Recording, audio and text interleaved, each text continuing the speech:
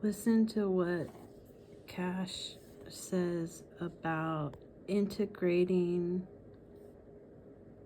police, the FBI, and the Department of War under the guise of fighting drugs. Just listen to what he has to say, and then I'll comment at the end. Counter-narcotic mission can't be complete without state and local law enforcement. So we are embedding more task force officers across the country on the specific counter-narcotics mission. We've also stood up with our interagency partners in Tucson, Arizona, the Southern Border Intelligence Center, specifically on the counter-narcotic mission, so that we can utilize the Department of War and interagency capabilities on the law enforcement front. That's why we seized enough fentanyl in 2025 to kill 178 million Americans. That's a 31% increase year over year. And here's a statistic that everybody should be proud of.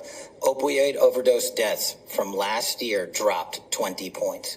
20 points from across the country. And in Oklahoma specifically, Senator, we seized enough kilograms of cocaine to include a 232% increase in the state of Oklahoma alone, and enough fentanyl to kill 500,000 Oklahomans. We can't do that unless we have great police partnerships, which has been a priority of mine, which is why I've embedded police officers here at headquarters from around the country to make sure we have that connectivity. And I've shortened the task force officer onboarding pipeline from 1 to 2 years to 90 days. Did you catch that? He wants to use the Department of War capabilities, meaning the weapons they have. He wants to use the weapons that Department of War has. He wants to bring in law enforcement officers from all around the country to train at the FBI headquarters. Not 2 years anymore. They want them trained up in 90 days to fight this war on drugs, the opioid epidemic, which cocaine is not an opioid. And this 20 points that he talked about, if you don't understand this point system that they gauge that their wins on, it's absolutely ridiculous. It's just stupid. It's made up statistics, and we all know the war on drugs is it's a hoax.